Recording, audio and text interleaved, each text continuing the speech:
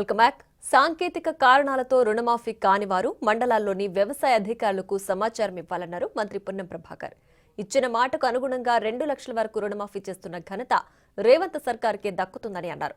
అలాగే గృహజ్యోతి 500 రూపాయలకే gas cylinder రాని వారు కూడా అధికారులకు సరైన పత్రాలతో మళ్లీ దరఖాస్తు చేసుకోవాలని అన్నారు. సిద్దిపేట జిల్లా హుస్నాబాద్ మండలం రామవరం గ్రామంలోని రైతు వేదిక క్లస్టర్లో వ్యవసాయ అనుబంధ రంగాల పథకాలపై అవగాహన కార్యక్రమం నిర్వహించారు. ఈ కార్యక్రమంలో మంత్రి పాల్గొని రైతులకు విభిన్నమైన పంటల గురించి అవగాహన కల్పించారు.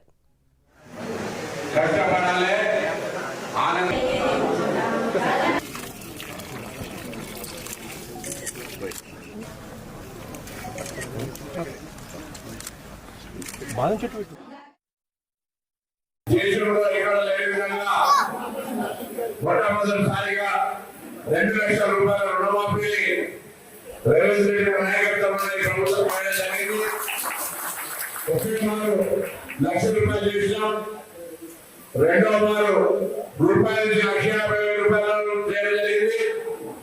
దాని తదుపరి ఈ మళ్ళీ 2 లక్షల రూపాయలు కూడా ఇవాళ 10 వల్ల 2 లక్షల రూపాయల రుణమాఫీ కూడా అయింది.